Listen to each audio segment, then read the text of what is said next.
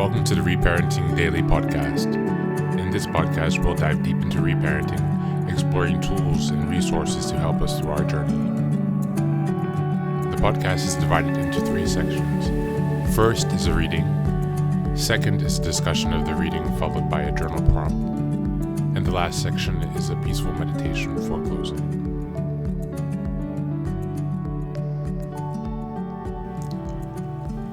Good morning, good afternoon, and good evening from wherever you're joining us today. Thanks for being here, much appreciated. I appreciate you for taking some time to focus on yourself and your healing and your reparenting. Today we're going to read again, introduce a bit of a different kind of text. This is from one of my favorite authors, if not my favorite author, Fyodor Dostoevsky. We're going to be reading from one of his short stories called Notes from the Underground. This book is, or short story I should say, is rather important, extremely important in the literary community because it represents what many call the first psychological thriller. It's the first depth into psychology,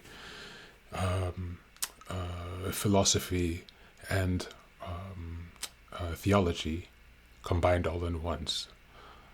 Dostoevsky is known for his focus on suffering, understanding the human condition, and understanding the times that he was living in 19th century Russia.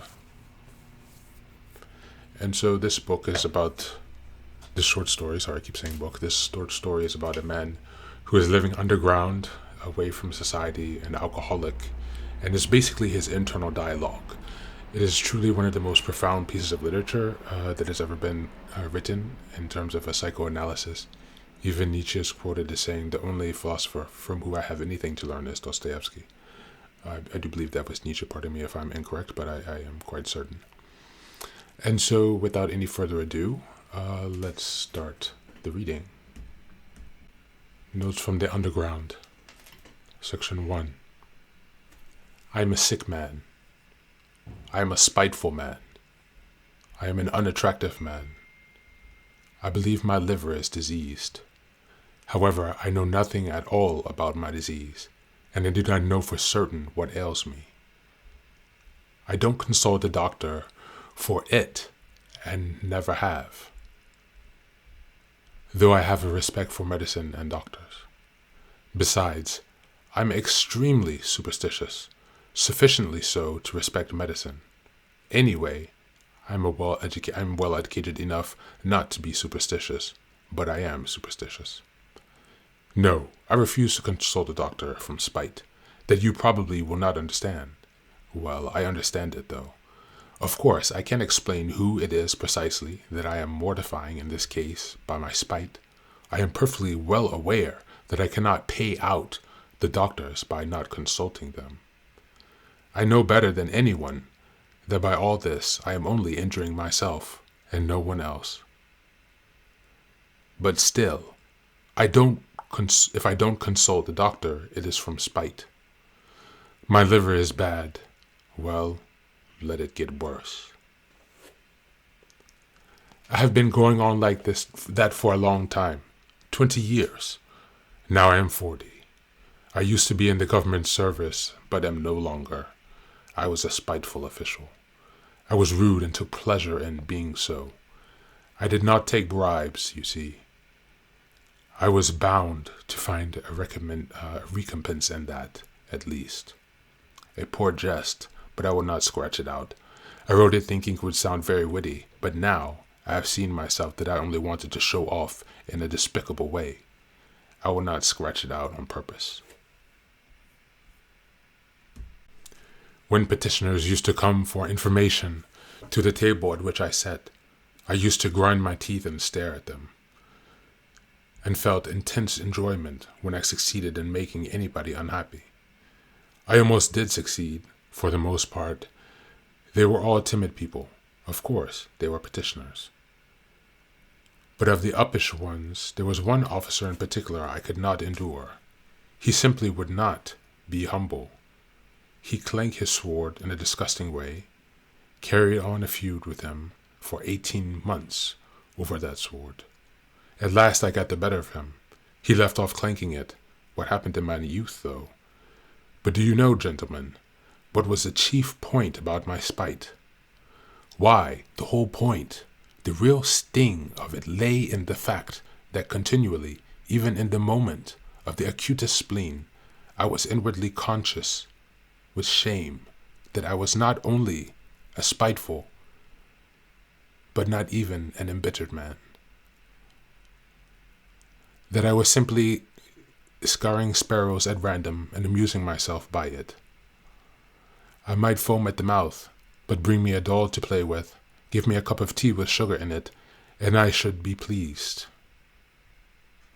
I might even be genuinely touched, though probably I should grind my teeth afterwards and lie awake at night with the shame for months after. That was my way. Thank you. That's the reading for today.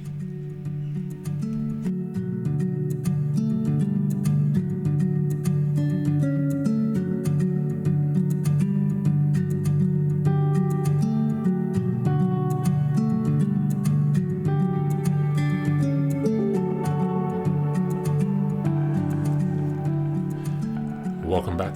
Thanks again for being here. I really, really, really love this short story. I remember the first time I read it, just the opening, it really hits you like, what the hell is going on?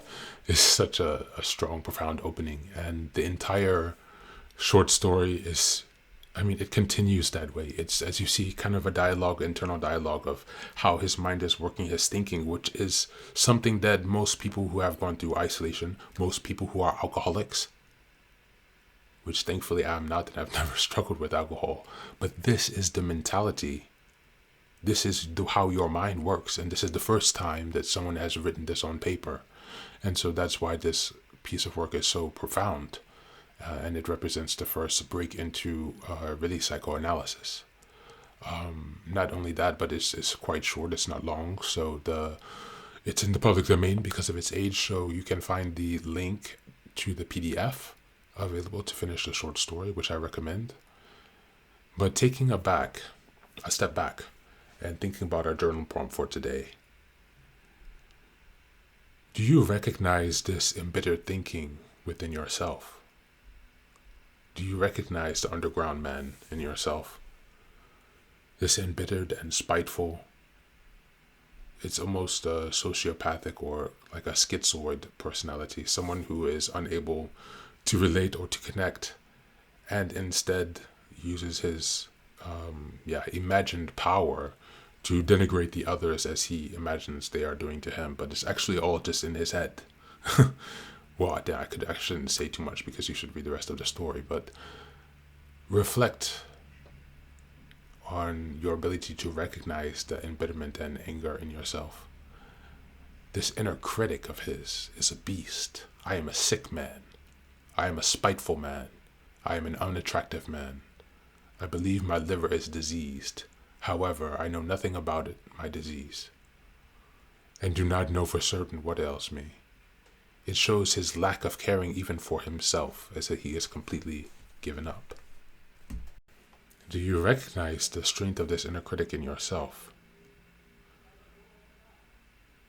I urge you to take some time to nurture yourself in this moment, because this exploration can be quite emotional and painful. So please do take care of yourself in this time. And please be gentle with yourself on this one. It's a very emotional and moving and impactful and profound topic. A challenging one as well. So as always, thank you for being here. Take care of yourself and be well.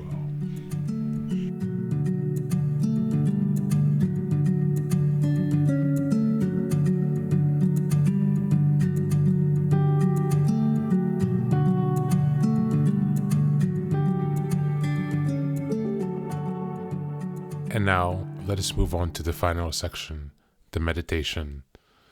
This is an unguided meditation. I will simply provide some music and you can take some time to relax. Please feel free to choose a location and a place where you feel safe and where you can be undisturbed for the next 10 minutes. You can choose to be sitting down, standing, as you like, wherever you are most comfortable. Thank you for being here and enjoy the meditation.